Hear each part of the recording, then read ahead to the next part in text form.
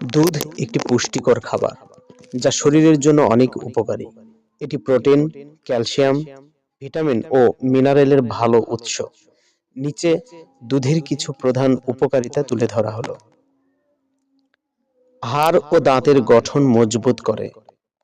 দুধ ক্যালসিয়ামের অন্যতম প্রধান উৎস, যা হাড় ও দাঁতের গঠন মজবুত রাখতে সহায়তা করে এবং অস্টিওপরোসিস প্রতিরোধে ভূমিকা রাখে। পেশি গঠনে সহায়তা করে। দুধে উচ্চমানের প্রোটিন থাকে যা পেশির গঠন ও মেরামতে সহায়তা করে।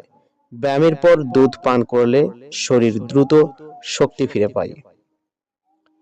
হজম ও অন্ত্রের স্বাস্থ্য ভালো রাখে।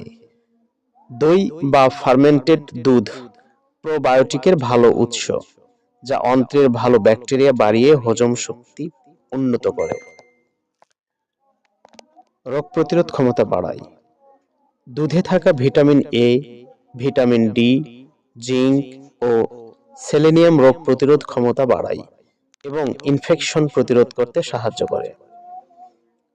হৃদরোগের ঝুঁকি কমায়। স্বল্প চর্বিযুক্ত দুধ পান করলে শরীরের কোলেস্টেরলের মাত্রা নিয়ন্ত্রণে রাখে, যা হৃদরোগের ঝুঁকি কমায়। ওজন নিয়ন্ত্রণে সহায়তা করে।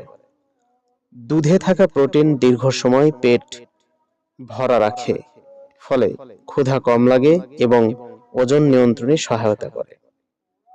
ভালো ঘুম হয়। দুধে ট্রিপ্টোফ্যান ও মেলাটোনিন নামক উপাদান থাকে, যা ঘুম ভালো করতে সহায়তা করে।